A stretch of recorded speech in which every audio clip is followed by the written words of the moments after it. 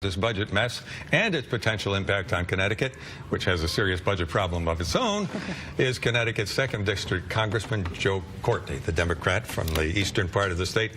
Joe, what do you think the odds are that they're going to come to an agreement and we won't need to continue these short-term funding deals, or maybe can we get around that? So I think they're improving, and part of the reason is because the tax bill, which just consumed so much of 2017 and the repeal of the Affordable Care Act, are now off the table, and there is focus on the fact that we've got to get the sort of normal blocking and tackling of government dealt with. And it's unfortunate that we've had these stop-and-start short-term funding. If you look at the last year, I think about 8 out of the 12 months of 2017 were with CRs, continuing resolutions, which is a horrible way to run government. It affects, by the way, our military in very bad, negative ways in terms of making decisions about repair and availabilities for ships and subs, but also, frankly, doing the work over in places like the Korean Peninsula. Yeah, which deployments and all. General Brooks, who's our commander over there, was before the House Armed Services Committee and was adamant that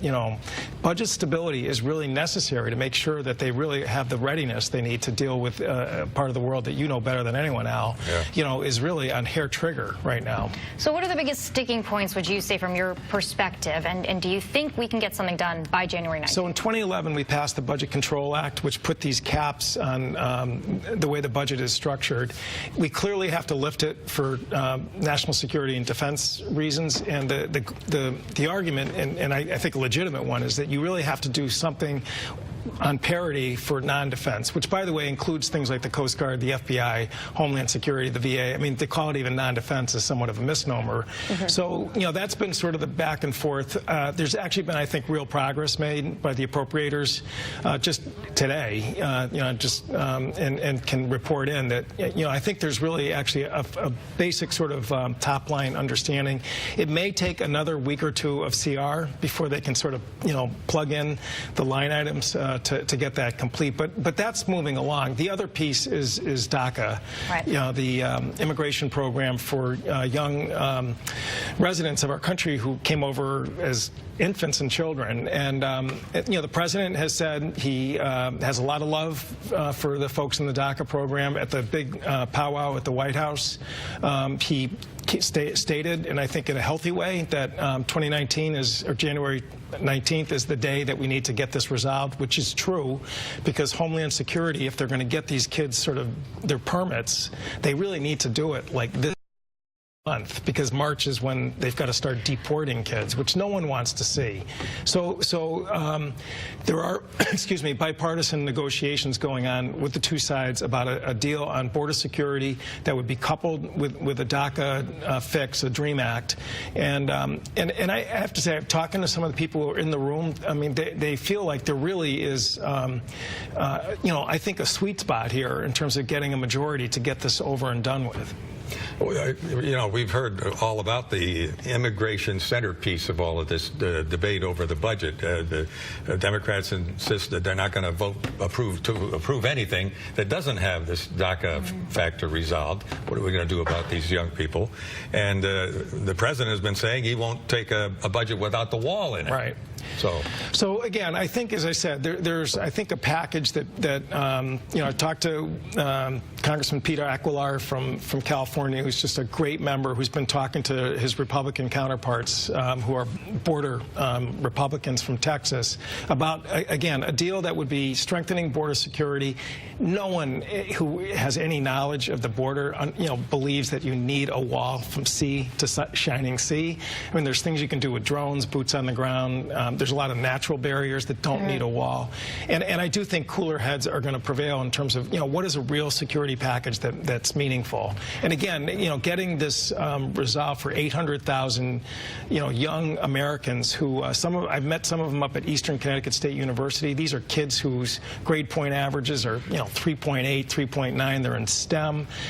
They want to contribute to this country. And they're about, what, 10,000 in Connecticut or so? Yeah, that's right. Yeah, it's a little more than that. So, I mean, like so many, first in family, in this country, they are as engaged and motivated as any in terms of wanting to succeed and contribute.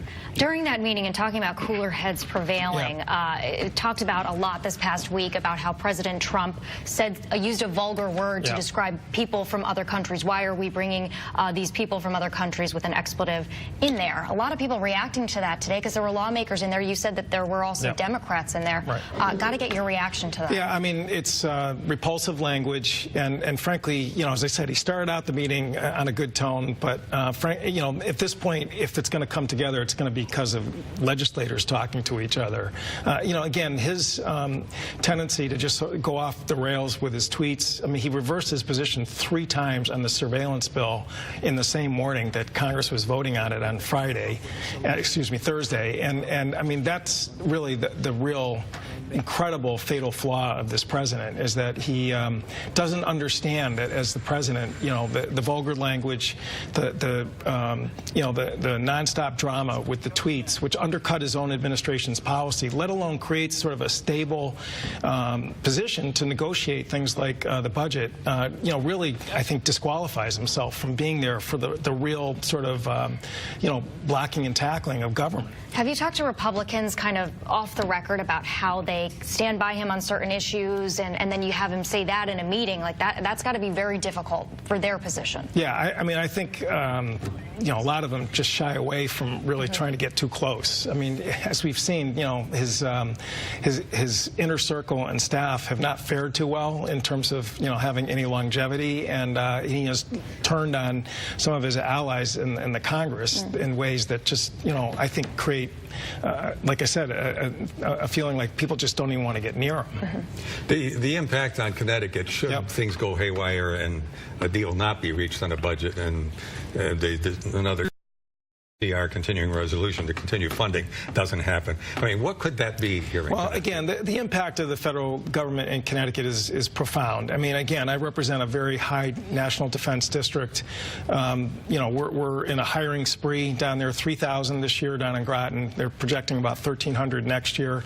They need to get more repair, overhaul work from the Navy, and the Navy cannot let those contracts out when we're operating in 4-week increments of federal spending. So that's one example of it.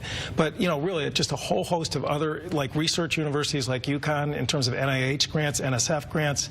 All this stuff gets just totally locked up and frozen. And we've got enough headaches here. We don't need to have that external uncertainty that aggravate things. Real quick, just want to touch on crumbling foundations. Your district represents where a lot of these houses that are affected are there. So what's going on with that? Because the deduction for 2017 should work, but question about 2018. So again, in Thanksgiving, after 19 months, we got IRS to rule that a existing property casualty loss deduction for sudden and abrupt property loss would apply to crumbling foundation. It was not easy.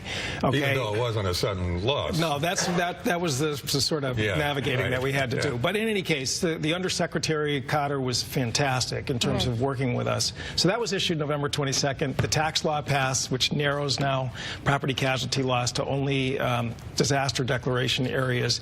We did get clarification that people in 2017, 16, and 15 can either file a return or an amended return for those 3 years to claim the deduction, and they are still working with us to see if there's ways through their transition authority, which is in the tax bill, to see if we can stretch this out even a few more years. But that changed. I mean, that is one of the most infuriating aspects of this tax bill, is to go after people with sudden and unexpected losses that are uninsured, saying you can't get a deduction on that. And in the grand scheme of that tax bill, that was really just peanuts in terms of, it's whatever impact it had in terms of tax savings. So, believe me, this is something I am not going to stop working at there. First of all, because it's so close to home, literally in my neighborhood, but secondly, because it's so unfair to people who are victims. Right. And you have a town hall meeting about that this weekend, I think? I do, yes, Is it on Sunday? Saturday.